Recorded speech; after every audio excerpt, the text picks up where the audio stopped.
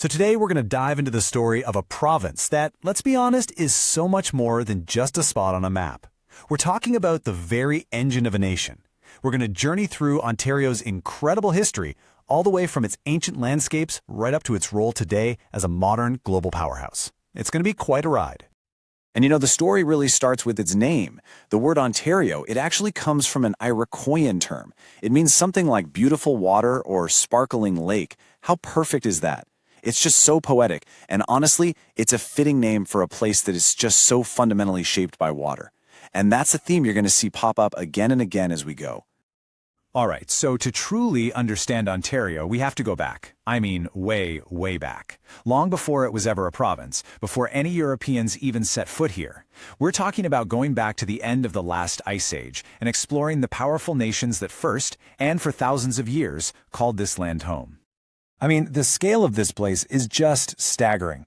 When the glaciers finally retreated over 10,000 years ago, they didn't just carve a few valleys, they left behind 250,000 lakes. Can you believe that? 250,000, this incredible landscape of immense fresh water.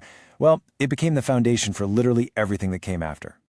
And this timeline really puts it all into perspective. It's so crucial to understand the sheer depth of history we're talking about here. For thousands of years after the ice retreated, this land was home to incredibly successful, thriving indigenous societies. So the arrival of Europeans in the 1600s, in the grand scheme of things, that was a very recent chapter in a much longer story. It's just a sliver of the timeline, really.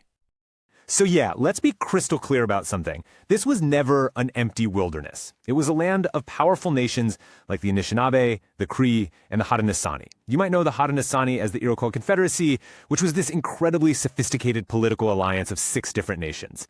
These weren't small groups. They had established vast trade networks and really complex societies. And it was all built on this deep, fundamental connection to the land and its waters.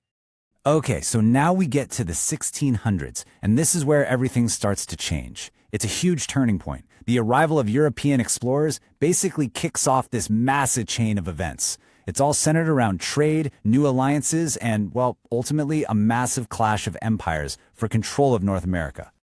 And at the heart of all this was the fur trade. Yeah, it was the dominant economic force of the time, for sure, but it was so much more than just business. Think of it more like a complex web, a web of alliances, of cultural exchange, and even mutual dependency between European traders and indigenous nations. It was a force that completely reshaped the entire continent.